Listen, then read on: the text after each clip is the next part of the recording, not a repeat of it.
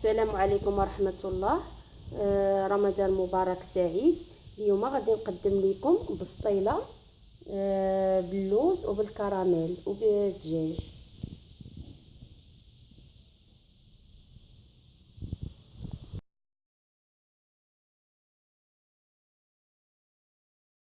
دابا غندوزو الطريقة والمقادير نفس الوقت.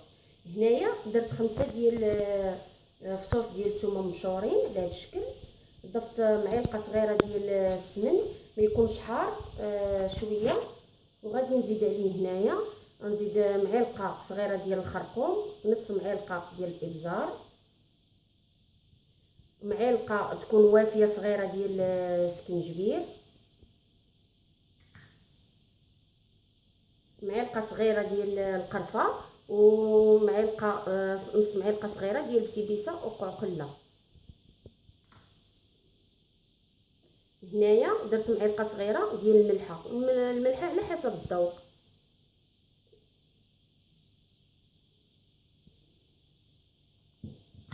عاود هنايا درت الزعفران الحر، هنايا مرطب في شويه ديال الماء،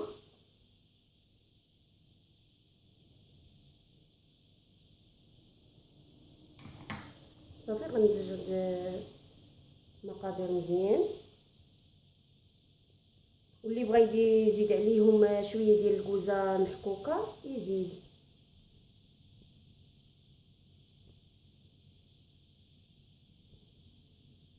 وغادي نزيد ربع ديال كاس ديال الماء باش نطرقوا هاد المواد مزيان.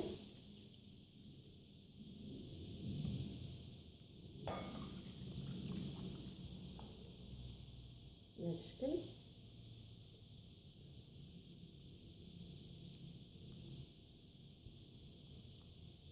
عفوا، وزدت هنايا ضفت نص معلقه ديال المسكه الحره مدقوقه مع شويش ديال السكر. صافي، وغادي نبدا دابا نشرمل في الدجاج. هنا الدجاج عندي هنايا كيلو ديال الاطراف ديال الدجاج، نشرملهم مزيان على هذه الطريقه. ايوا غنخليهم بحال مثلا الا كنت غنديرهم على حسب الغدا نخليهم ليله كامله كيبقاو تيترقدوا في هذا الخليط، يكونوا في الثلاجه مزيان تضيفوهم. ولا كنتو غديروهم مثلا العشاء ديروهم في الصباح باش هاد التوابل يدخلوا فيهم مزيان. ودابا رقدته على هذا الشكل وغادي نضيفه في الثلاجه ونخليه تقريبا. دابا انا هذا وجدته درته في الليل، غنخليه حتى الصباح ونوجدو. ها هو دابا هنايا ملي رقد ليله كامله الغد انا عملته دابا هنايا في هاد الطنجره وخليته غادي يتشحر في ديك المريقه ديالو اللي فيها التوابل وكلشي حتى يتشحر مزيان. وغادي نضيف عليه ربع كاس ديال الزيت. البصله هنايا ضفت 3 ديال البصلات كبار مشلضين مقطعين رقاق على هذا الشكل. ودرت نفس التوابل الاولى اللي درت في الدجاج، ودرت هنايا عويد ديال القرفه. وغادي نخليه هنايا يتشحر مزيان، يبقى يتشحر حتى ينشف مزيان ويتعلك، يولي اللون ديال البصله تولي قهويه. ها هو دابا ملي خليته يتشحر في ديك المريقه ديالو والتوابل، انا غنزيد عليه ربع كاس ديال الزيت، زيت الزيتون، ونخليه عاوتاني يتشحر مزيان. وملي شحرته عاوتاني في الزيت غادي ندير عليه من الفوق، نحاولوا نديروا من فوق الدجاج طريفات ديال الدجاج معلقه صغيره ديال القرفه على هذا الشكل.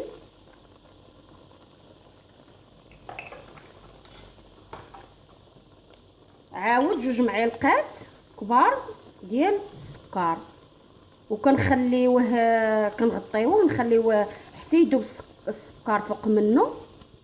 وكنضيف عليه نص كويس ديال الماء صافي، كنضيفو من الجناب صافي، وكنخليه حتى يطيب تقريبا شي 30 دقيقه. دابا هنايا صافي طاب الدجاج.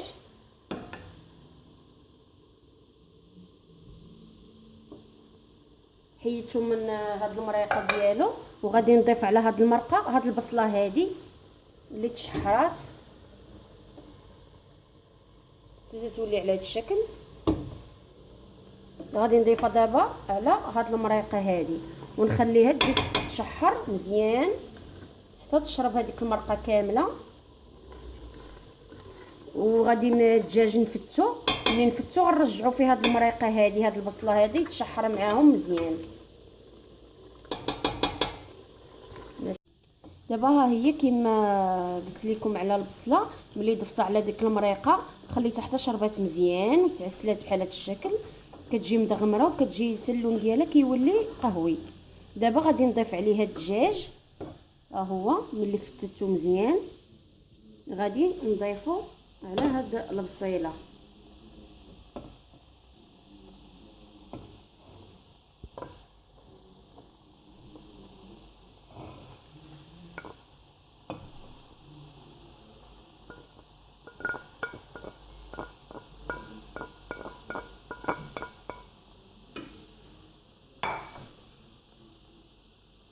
وغادي نضيف عليه معلقه ديال القرفه صغيره،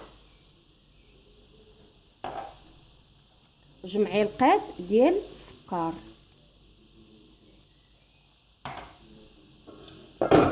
وغادي نبقى نشحر فيه مع هاد البصله مزيان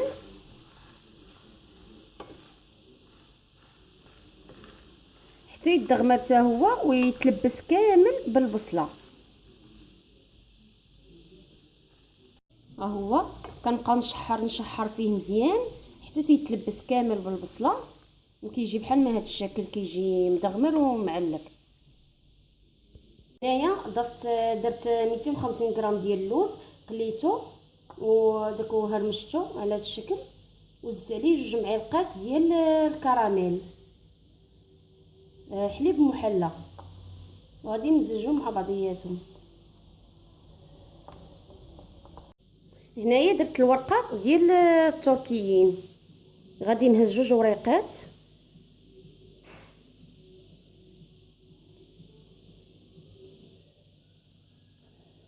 هكا. هي شويه كتهرس دغيا، ولكن ماشي مشكل، نحاولوا بشويه بشويه نخدموا بها هكا. غادي ندهنها مزيان بالزبده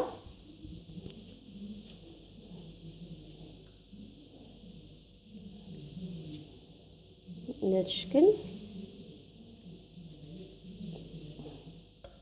غادي نضيف هاد الدور مربع، انا اختاريت هذا، وكل واحد اللي بغى يدير بغى يدير واحد داير، بغى يدير كيما واحد، كل واحد والشكل اللي بغى زعما يديرو. غادي نضيف الحشوه ديال الدجاج هكا. انا هذه ما درتش فيها البيض، هذه طريقه اخرى كتجيب الكراميل وعلى هذا الشكل كتجي زوينه، نتمنى تجربوها، راها كتجي زوينه بزاف.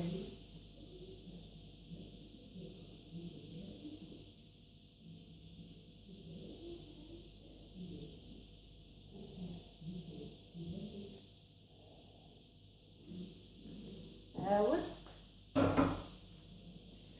وغنضيف عليها هذه الحشوه ديال اللوز مع الكراميل بحال ما هذا الشكل.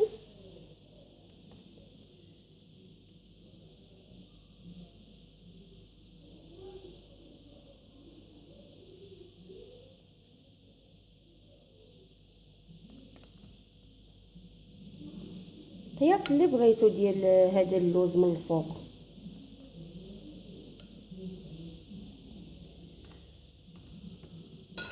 دابا غادي نزول هذا كيفاش كتجي، ايوا، وغادي نلف عليها الورقه على هذا الشكل، ونلف عاود هكذا. غادي نحاول نقطعها من الجناب، هادو اللي بقاو بحال ما هكا ماشي مشكل نزولوهم.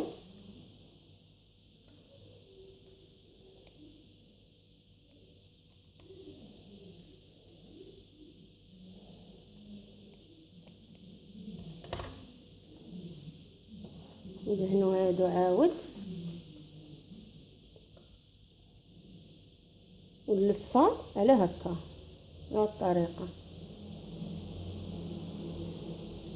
كتجي بحال ما هكا. ونحاولوا نجمعوها مزيان تجي على شكل مربع. وكان قطعتها غنقطعها على شكل زائد من الفوق، نحاولوا عا بشويه.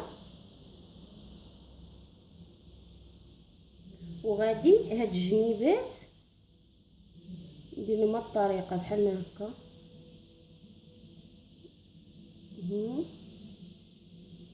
نحاولوها بشويه حيت هاد العجينه شويه كتكسر دغيا، ولكن ملي كطيب راها كتجي زوينه وكتجي مقرمشه.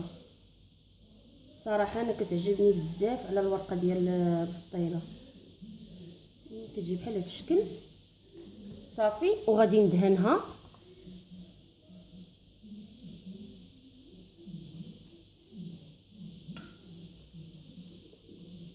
ندهنها من الجناب ومن الطراف هكا. صافي كنصففها في اللاطه. غنبقاو على هاد الطريقه وعلى هاد الشكل تنكمل كلشي. الشكل النهائي الورقه درتها على 3 باش كتجي مرقه وكتجي زوينه. وغادي ودهنتهم بالزبده مزيان، غادي ندخلهم دابا الفران حتى يتحمروا. هذا هو الشكل النهائي، وكنتمنى تعجبكم هذه الوصفه ونتمنى تجربوها، راها كتجي غزاله بزاف ولذيذه. وما تنساوش تشاركوا في القناه ديالي على اليوتيوب، وشكرا.